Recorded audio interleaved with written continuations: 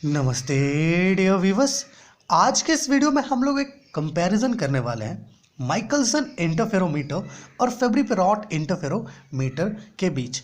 देखिए प्यारे व्यूवर्स, पिछले वीडियो में हम लोगों ने देखा कि माइकलसन इंटरफेरोमीटर क्या होता है, उसका एक्सपेरिमेंटल सेटअप किस प्रकार का होता है। उसी प्रकार प्यारे व्यूवर्स, फेब्री पेरॉट इंटरफेरोमीटर के लिए भी हम लोगों ने देखा कि फेब्री पेरॉट इंटरफेरोमीटर क्या होता है, किन्होंने डिवाइस किया है ना, और हम लोगों ने इसका एक्सपेरिमेंटल सेटअप पर भी बात किया। उस बेसिस पर साथियों हम लोग क्या करेंगे, माइकलसन इंटरफेरोमीटर और फेब्री पेरॉट इंटरफेरोमीटर के कुछ प्रॉपर्टीज को हम लोग क्या करेंगे साथियों, कंपेयर करेंगे।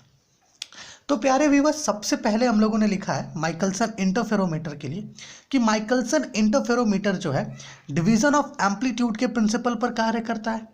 उसी प्रकार साथियों फेब्री पेरॉट इंटरफेरोमीटर जो है ये मल्टीपल रिफ्लेक्शंस के प्रिंसिपल पर कार्य करता है। आपने पिछली वीडियोस में देखा होगा कि जो हमारा माइकलसन इंटरफेरोमीटर है उसमें जब कोई सोर्स से लाइट निकलता है तो वो बीम स्प्लिटर पर आने के बाद वो दो पार्ट्स में डिवाइड हो जाता है कुछ इस प्रकार से, है ना। यहाँ पर क्या हो रहा है, जो लाइट रे था इसके एम्पलीट्यूड में डिवीजन हो जाता है। Michelson interferometer division of amplitude पर कार्य करता है। लेकिन फेब्री पेरॉट इंटरफेरोमीटर में प्यारे व्यूअर्स, दो ग्लास प्लेट्स के बीच कंटिन्यूअस क्या होता है, मल्टीपल रिफ्लेक्शंस होता है कुछ इस प्रकार का। कुछ इस प्रकार का। फेब्री पेरॉट इंटरफेरोमीटर जो है मल्टीपल रिफ्लेक्शन के प्रिंसिपल पर कार्य करता है, वहीं Michelson interferometer division of amplitude के प्रिंसिपल पर कार्य करता है। नेक्स्ट पॉइंट साथियों हम लोग कंपेंसेटिंग प्लेट के रिगार्डिंग लिखें। अब आपको पता है कि माइकलसन इंटरफेरोमीटर में एक कंपेंसेटिंग प्लेट इस्तेमाल किया जाता है। ये जो बीम स्प्लिटर है, बीम स्प्लिटर के बाद एक प्लेट लगाया जाता है जो बीम स्प्लिटर से बिल्कुल मिलता जुलता होता है, मतलब उससे आइडेंटिकल होता है ना। एक कंपेंसेटिंग प्लेट का प्रयोग किया जाता है माइकलसन इंटरफेरोमीटर में, है ना। लेकिन साथियों फेब्री पेरॉट इंटरफेरोमीटर में किसी प्रकार का कॉम्पेंसेटिंग प्लेट का प्रयोग नहीं किया जाता है। अब सवाल यह है कि माइकलसन इंटरफेरोमीटर में साथियों क्यों कॉम्पेंसेटिंग प्लेट का प्रयोग किया जाता है। तो जो एयर है ना, चूंकि ये ग्लास प्लेट है, इसके बाहर एयर है, तो एयर और ग्लास में पाथ डिफरेंस को मैनेज करने के लिए, है ना, सेम रखने के लिए यहाँ पर एक कंपेंसेटिंग प्लेट का प्रयोग किया जाता है माइकलसन इंटरफेरोमीटर में। बट फेब्री पेरॉट में ऐसा कोई सिचुएशन बनता नहीं है ना, एम्पलीट्यूड का डिवीजन होता नहीं है ना। दैट्स वाई इधर कोई भी कंपेंसेटिंग प्लेट का प्रयोग नहीं किया जाता। दूसरा पॉइंट क्या है हमारा, compensating plate is used in the experimental setup. Michelson interferometer में एक्सपेरिमेंटल सेटअप में कंपेंसेटिंग प्लेट का प्रयोग किया जाता है, लेकिन वहीं फेब्री पेरॉट इंटरफेरोमीटर में कंपेंसेटिंग प्लेट का प्रयोग नहीं किया जाता। आगे हम लोगों ने लिखा है साथियों third point, fringes observe do not have sharp maxima. Michelson interferometer में साथियों जो फ्रिंजेस हम लोग ऑब्जर्व करते हैं उसका मैक्सिमा उतना शार्प नहीं होता, अर्थात जो फ्रिंजेस हमें मिलती है ना साथियों उसका इंटेंसिटी उस प्रकार का हाइयर इंटेंसिटी नहीं होता जैसे हमें फेब्री पेरॉट इंटरफेरोमीटर मिलता है। साथियों इसका कारण ये है कि माइकलसन इंटरफेरोमीटर जो है ये डिवीजन ऑफ एम्पलीट्यूड पर कार्य करता है। यहाँ पर क्या होता है कि लाइट का इंटेंसिटी डिवाइड हो जाता है, जिसकी वजह से जो मैक्सिमा है ना, जो फ्रिंजेस का मैक्सिमा बनता है माइकलसन इंटरफेरोमीटर में, है ना, वो उतना शार्प नहीं होता। लेकिन फेब्री पेरॉट इंटरफेरोमीटर में चूंकि मल्टीपल रिफ्लेक्शंस हो रहा है, और ये जो प्लेट है ना, ये जो दो प्लेट्स फेब्री पेरॉट इंटरफेरोमीटर में होती हैं, ये दोनों प्लेट्स बहुत ज़्यादा रिफ्लेक्टिविटी होता है दोनों प्लेट्स का।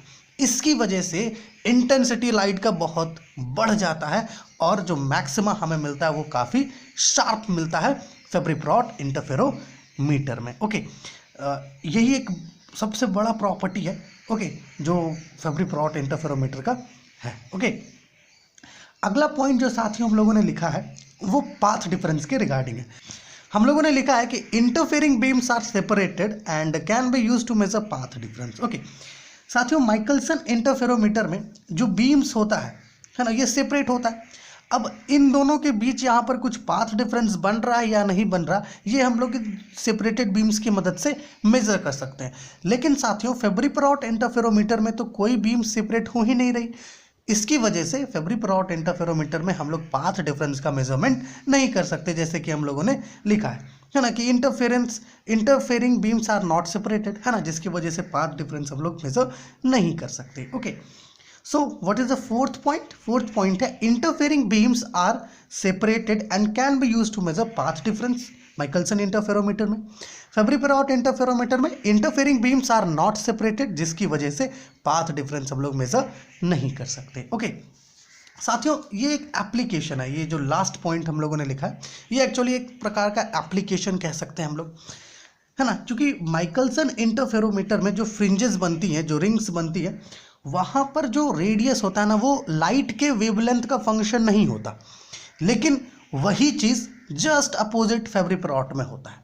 ओके, जो फ्रिंजेस बनती हैं उनका जो रेडियस होता है वो लाइट के वेवलेंथ पर, है ना, मतलब ऐसा कहें लाइट के वेवलेंथ पर डिपेंड करता है या उसका फंक्शन होता है, नहीं होता, जैसे कि हम लोगों ने फिफ्थ पॉइंट में लिखा है कि radius of ring is not a function of wavelength.